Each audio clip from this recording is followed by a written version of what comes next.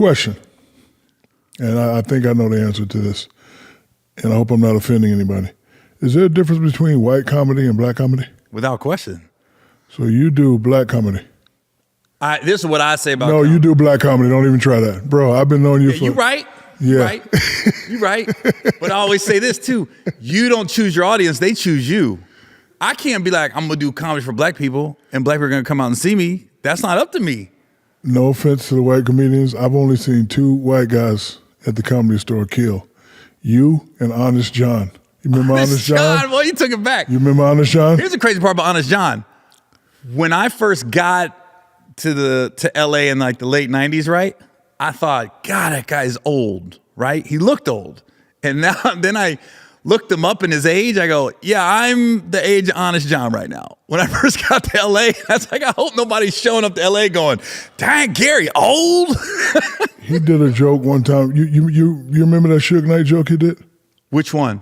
So he came in the Comedy Store one day. He said, man, I met Suge Knight. The motherfucker tried to intimidate me, so I wasn't intimidated. So I went to the motherfucker. The motherfucker take me in the back room, and they pee in a cup. And Suge was like, drink that piss. And I was like, shit, put some ice in that motherfucker. Yeah. You can't just tell me to drink piss. You got to put ice cubes in it first. So you and him are the only people that I've seen kill and destroy a predominantly African-American crowd. Like, when you first got into comedy, like, did you start off with your people and then bring it over to my people? I mean, how'd that work out for you? Well, when I first started, I was in San Diego. I was in the Navy. And my first time... Oh, you were in the Navy? Yeah. I did 6 years. Stop it. I bet you when we first met, I was still active duty. I didn't get out to 98. You were in the Navy? I was on Comic View and in the Navy at the same time. I was stationed in San Diego and I would drive up to L.A. for my spots and then go back down to the base. Huh? That's what I like about you white people. I've been knowing you 20 years, and I'm just now finding out you're in the Navy. Yeah, I was in the Navy, bro.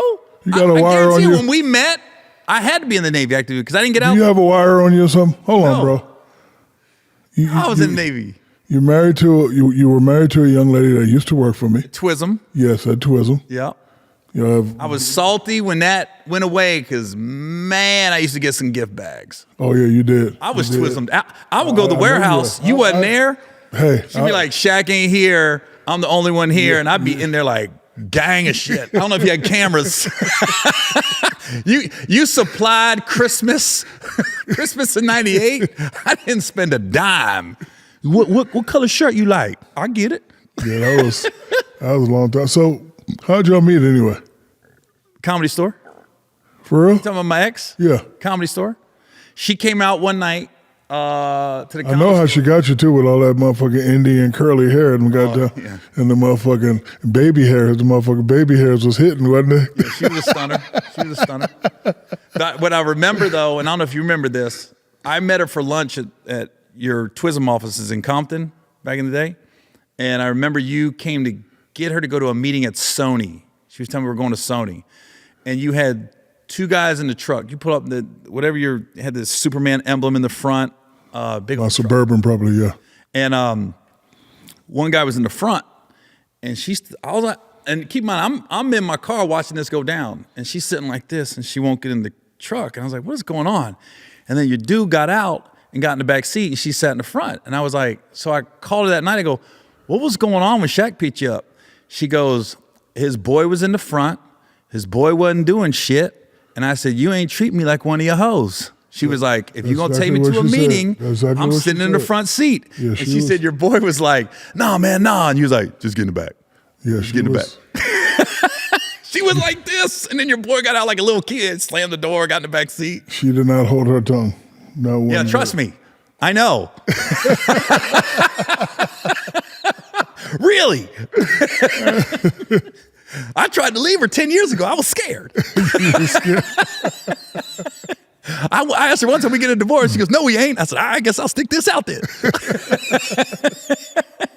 Did you see what Pat Riley in the Miami Heat did? So apparently Eric Spoelstra has been going through a divorce. So his divorce got final, and then a couple of days later, they made him one of the highest paid NBA coaches ever. Hysterical. Yes. Oh, that's definitely he went to the front office. Yeah, everybody's talking about it on social media. I don't think they did that on purpose, but if they did, that's a hell of a chess move. That's where you go to the attorneys, and you've been through a divorce, I've been through a divorce, and you say, you put in the divorce, yeah, she's getting this amount, but she's not entitled to any future earnings. Right. That's what hey, I ain't saying, I'm just trying to help everybody with some game out here. You overpay, but then if something's coming down the pike, you say, this is it though. Yep. We divorce on January 1st, 2024. If that's the case, you say, that's it. That's it. Everything right? before that, you're entitled to, but everything after,